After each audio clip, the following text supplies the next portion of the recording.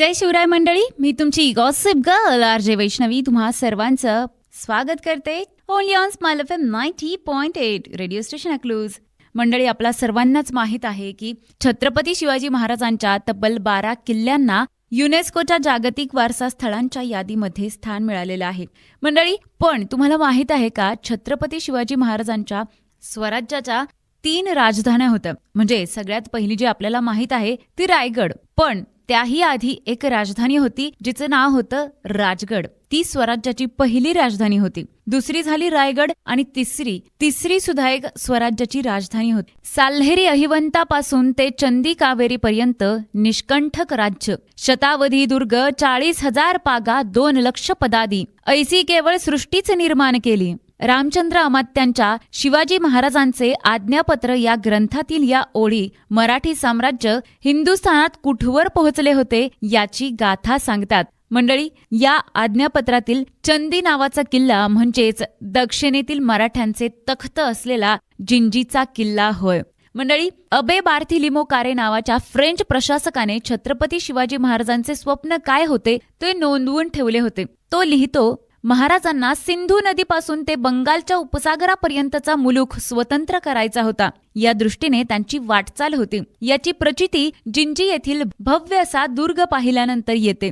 जिंजी शहराच्या पश्चिमेला कृष्णगिरी, चंद्रगिरी व राजगिरी या नावाचे मोठे पहाड आहेत. हे 3ही पहाड तटबंदीने संरक्षित केलेले आहे. मंडळी, पूर्वीच्या घाटाच्या रांगा तमिळनाडूमध्ये याच दिशेने पोहोचतात. मंडळी, शेकडो टन वजनाचे दगड एकमेकावर रचून ठेवल्यासारखी विवक्षित रचना येथील डोंगरांची आहे. झुडुपी जंगल व पाषाणात पण उत्तम वाढणारी कुरू उर्फ कहांडळाची झाडे येथे सर्वदूर आढळतात.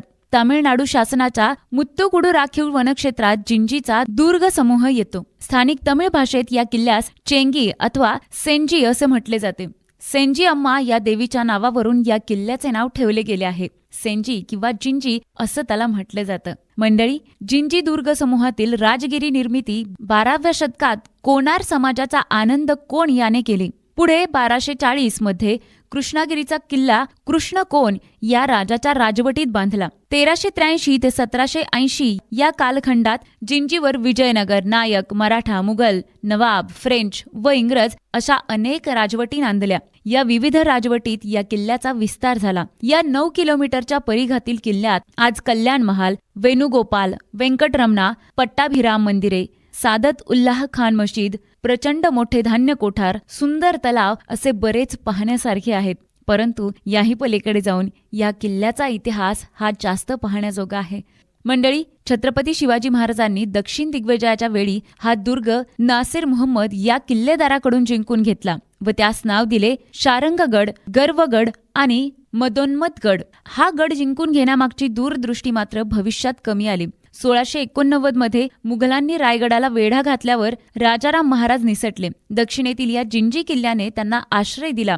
जुल्फिकार खान नुसरत जंग या मुघल सरदाराने अखेर जिंजीला वेढा घातला. धनाजी जाधव हा मराठा वीर बाहेरून गनिमी हल्ले करत होता, पण वेढा काही ढिला पडत नव्हता. राजाराम महाराजांनी स्वतःची सुटका करून घेतली. यानंतर चिडलेल्या मुघलांनी जिंजीवर निकराचा हल्ला चढविला. शिधा सामग्री संपल्यामुळे मराठ्यांना शरणागतीशिवाय पर्याय उरला नाही. 7 फेब्रुवारी 1698 रोजी मुघल फौजांनी गड ताब्यात घेतला. 7 फेब्रुवारी 1698 रोजी मुघल फौजांनी जिंजी हा गड ताब्यात घेतला. कर्नाटक व तामिळनाडूमध्ये मराठ्यांच्या पराक्रमाच्या पाऊलखुणा सर्वत्र आढळतात. जिंजीच्या जवळच अलीकडे वेलोरा नावाचा स्थळदुर्ग आहे. बळकट तटबंदी व बेलाग बुरुज ही त्याची बलस्थानं आहेत. खंदकात सदैव पाणी असायचे व त्यात सुसरी, मगरी सोडलेल्या होत्या. त्यामुळे हा दुर्ग अजिंक्य मानला जायचा. इसवी सन 1677च्या मे महिन्यात छत्रपती शिवाजी महाराजांनी वेलोराला वेढा घातला. अब्दुल खान नावाच्या एक हबशी किल्लेदाराने निकराने किल्ला लढविला. शेवटपर्यंत वेलोरा हाती आला नाही. वेलोराच्या जवळ 2 टेकड्या आहेत. तिथे 2 दुर्ग उभारले व त्यांना नावे दिली साजरा व गोजरा. या 2 किल्ल्यांवरून मराठा सरदार नरहरी रुद्र यांच्या नेतृत्वाखाली वेलोरवर मराठी फौजा तोफांची सरबत्ती करू लागल्या. चिवट सिद्दी अब्दुल खान अखेरपर्यंत लढत राहिला. किल्ल्यात साथीचा रोग पसरल्यामुळे अब्दुल खानाचा नाईलाज झाला. रघुपंत हनुमंते व नरहरी रुद्र यांनी संधी साधली. 22 जुलै 1678 रोजी 50,000 देऊन मराठ्यांनी वेल्लोरवर भगवा जरीपटका फडकवला. अशा प्रकारे राजांनी दक्षिणेत आपले अस्तित्व निर्माण केले आणि त्यापैकी जिंजी हा किल्ला फार महत्वाचा. मंडळी, जिंजी किल्ल्याचा इतिहास हा मराठा पूर्व आहे.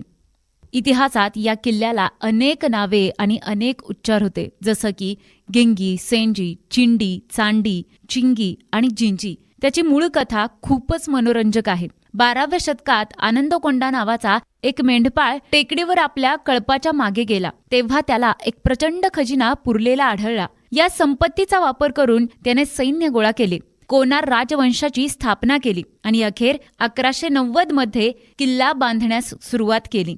हे बांधकाम सुरू होण्याच्या खूप आधी टेकडीवर सेंजीअम्मन नावाची एक देवी होती आणि म्हणूनच तिच्या नावावरून किल्ल्याचे नाव सेंजी ठेवण्यात आले. किल्ला होयसळ साम्राज्याचा आणि नंतर विजयनगर राज्याचा बनला. विजयनगर राज्यात 3 प्रमुख शहरे होती, हम्पी, मदुराई आणि शेवटचे हे शहर होते, जे किल्ल्यात गुंतलेले होते. 1565 मध्ये तालिकोटच्या युद्धानंतर विजयनगर साम्राज्याचा नाश झाला. गिंगीमधील नायक किल्ल्यांचे स्वराज्यकर्ते बनले. विजयनगर राजवंशानंतर त्यांनी किल्ल्याच्या इमारतींमध्ये अनेक बदल केले. फादर निकोलस पिमेंट्स हे आशियातील सुरुवातीच्या जेसुईट प्रवाशांपैकी एक होते, जे 1597 मध्ये गिंगी येथे राहिले होते. ते लिहितात, आम्ही गिंगी येथे गेलो. भारतातील सर्वात मोठे शहर आणि पोर्तुगालमधील कोणत्याही शहरापेक्षा मोठे लिस्बन वगळता. नायकांनी आमचे निवासस्थान टॉवरमध्ये ठेवले, परंतु उष्णतेमुळे आम्हाला ग्रोव्हमध्ये जावे लागले. जिंजीच्या संपत्तीने प्रवासी आणि लुटारूंना समान आकर्षण करून दिले. 1648 मध्ये खान मोहम्मदच्या नेतृत्वाखाली आदिलशाही आणि मीर जुमला गोळलकोंडा यांच्या नेतृत्वाखाली सैन्याने जिंजी जिंकण्यासाठी त्याच्या दिशेने धाव घेतली.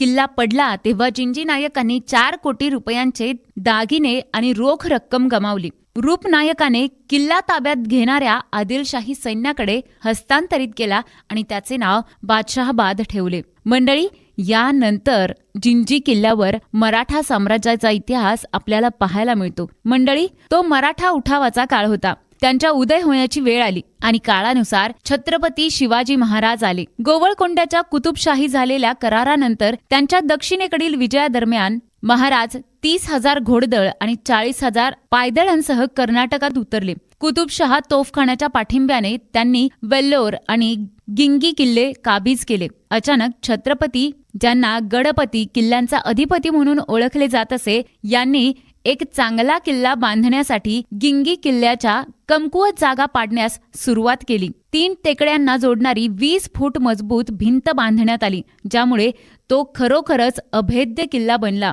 1678 मध्ये ज्येष्ठ मिशनरी आंद्रे फिरियर यांनी त्यांच्या पत्रव्यवहारात लिहिले आहे की छत्रपती शिवाजींनी त्यांच्या मनाची सर्व ऊर्जा आणि त्यांच्या अधिपत्यातील सर्व संसाधने सर्व प्रमुख ठिकाणांच्या तटबंदीसाठी वापरली.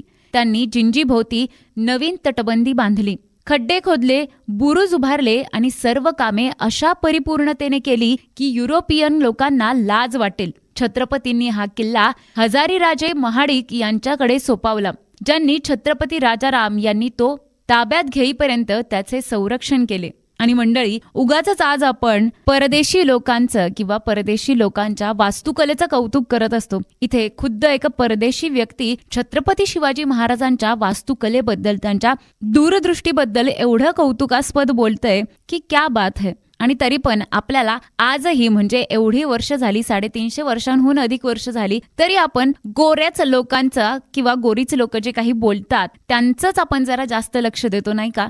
जरी आपला रंग हा भारतीयांचा किंवा आशियातील बहुतेक लोकांचा रंग हा गव्हाळ असला, कृष्णवर्णीय असला, तरी सुद्धा आपल्याला गोऱ्याच रंगाचं जरा जास्तच महत्व आहे आणि हे कुठेतरी बदलायला हवं आहे.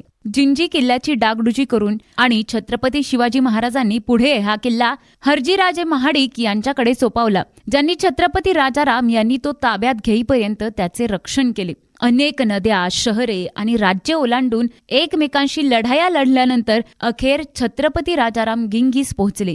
जुल्फिकार खान महाराष्ट्र सोडल्यापासून त्यांचा पाठलाग करत होता. असद खान, त्याचा मुलगा जुल्फिकार खान, दलपतराय बुंदेला आणि राजे कालबक्ष यांनी स्वतः किल्ल्याला दारुगोळ्यांनी वेढा घातला आणि अशा प्रकारे भारतीय इतिहासातील सर्वात लांब वेढा सुरू झाला. मराठ्यांनी रात्रीच्या वेळी रॉकेटने मुघलांना अक्षरशः त्रास दिला. दिवसा संताजी घोरपडे आणि धनाजी जाधव भुकेल्या गिधाडांसारखे मुघल छावण्यांभोवती फिरत असत आणि त्यांना एक एक करून मारत असत. जर त्यांना कंटाळा आला तर ते कधी कधी खंडणीसाठी मुघल सरदारांकडे उपहार करत असत. पावसाळा मुघलांसाठी सर्वात वाईट होता. आजार, दाट चिखल आणि डबक्यात बुडालेल्या संपूर्ण छावणी ही सर्वात कमी समस्या होती, कारण या काळात किल्ल्यातील मराठे त्यांच्यावर अचानक हल्ला करत असत आणि नंतर काही शेकडो मुघलांना मारल्यानंतर आणि त्यांचे मौल्यवान युद्ध साहित्य चोरल्यानंतर किल्ल्यात सुरक्षितपणे परत येण्यासाठी वापरत असत. पण सर्व चकमकी बाजूला ठेवून मराठा राजा आणि जुल्फिकार खान यांच्यात आतून एक प्रकारची परस्पर समजूत असल्याचे दिसून आले.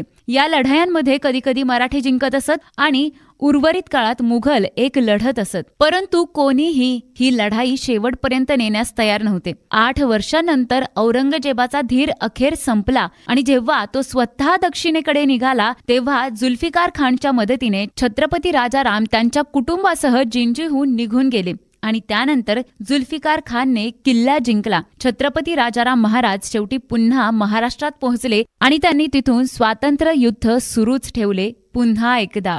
मंडळी, येथे छत्रपती शिवाजी महाराजांच्या असाधारण दूरदृष्टीचे श्रेय दिले पाहिजे. त्यांच्या काळात त्यांचे राज्य महाराष्ट्रातील काही जिल्ह्यांपेक्षा मोठे नव्हते, परंतु भविष्याची गरज ओळखून विजापूर प्रदेशातून ते दक्षिण भारतात पोहोचले आणि मराठ्यांसाठी शेवटची सीमा असलेले अभयारण्य निर्माण केले.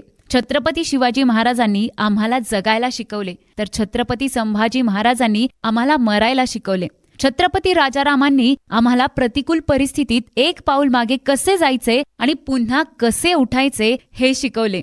इक्ष्वाकू कुळातील श्रीराम हे निसंशयपणे प्रत्येक भारतीयाचे आवडते दैवत आहेत. त्यांना 14 वर्षे वनवासात जावे लागले, जिथे त्यांना अकल्पनीय धोके, अडथळे आणि शब्दशः राक्षसांचा राजा असा सामना करावा लागला. त्यांचे नाव घेणाऱ्या राजाचीही तीच कहाणी होती. परंतु हसतमुख आणि धाडसी हृदयाने त्यांनी कधीही हार न मानता वनवासातून आपल्या मातृभूमी महाराष्ट्रात परत येऊन आपले राज्य साम्राज्यात रूपांतरित केले. मंडळी, हा इतिहास आपल्या प्रत्येक पिढ्यांपर्यंत पोहोचवणं हे आपलं परमधर्म, परम कर्तव्य आहे. कारण हे जे काही आज आपण स्वातंत्र्य भोगतोय ते साधं सुद्धा मिळालेलं नाहीये किंवा कोणी आपल्याला ताटामध्ये आणून दिलेलं नाहीये. त्या स्वातंत्र्यासाठी कित्येक लोकांनी त्यांच्या प्राणांची आहुती दिलेली आहे. म्हणून इतिहास जाणून घेणं हे महत्वाचं आहे.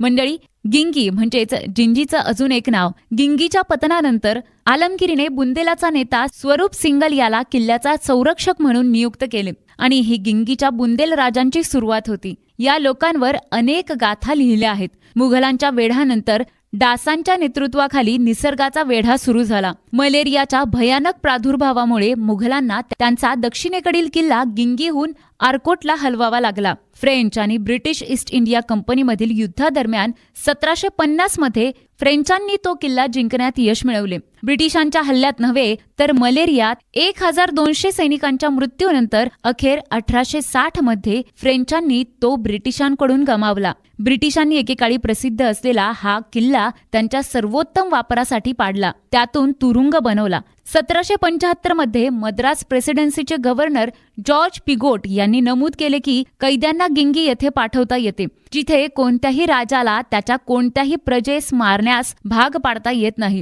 परंतु त्याच्या परिस्थिती आणि सामर्थ्यामुळे होणारे मोठे फायदे अशी जागा जिथे हानिकारक हवा आणि पाणी जवळजवळ सर्जन अपरिवर्तनीय आजार आणि वेदनांमध्ये बुडतात, ज्यांना गरजेनुसार काही काळासाठी तिथे राहण्यास भाग पाडले जाते.